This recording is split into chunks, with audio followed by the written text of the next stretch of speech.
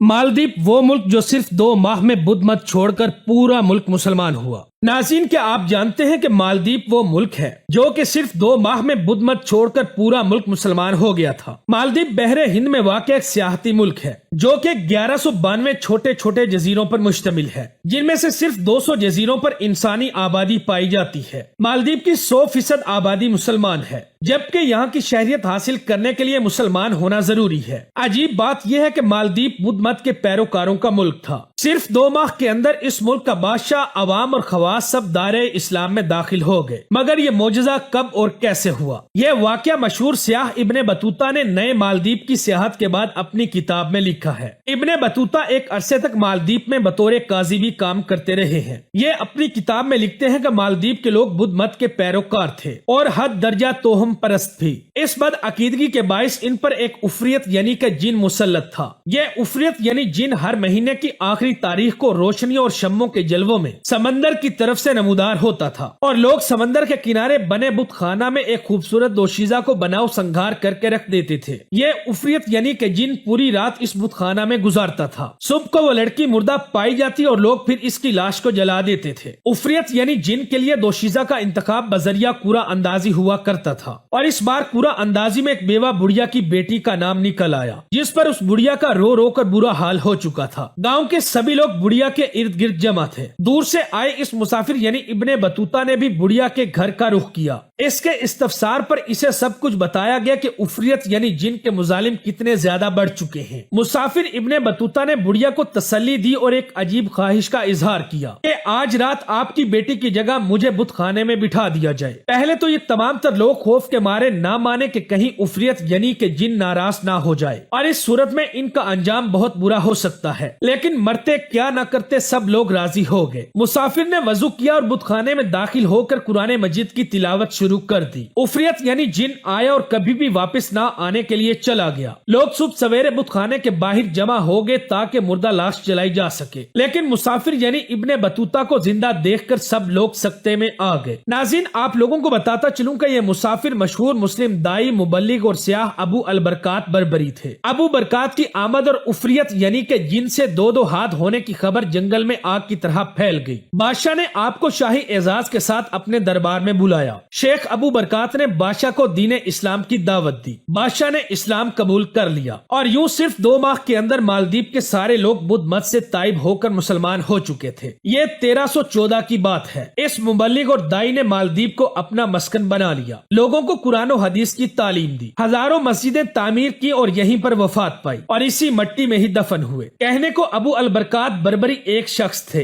लेकिन तने तनहा एक उम्मत का काम कर गए। मेरा यकीन है कि आज भी इनको बराबर अजर मिल रहा होगा। आज भी जन्नत इनके लिए अपने रास्ते खोलकर बैठी होगी, क्योंकि इन्होंने सारे के सारे इलाके पूरे मालदीव को मुसलमान कर दिया था। सुभान अल्लाह। वीडियो अच्छी लगे तो दोस्तों के साथ फेसबुक, व्हाट्सएप और दीगर सोशल मीडिया साइट्स पर भी शेयर करें।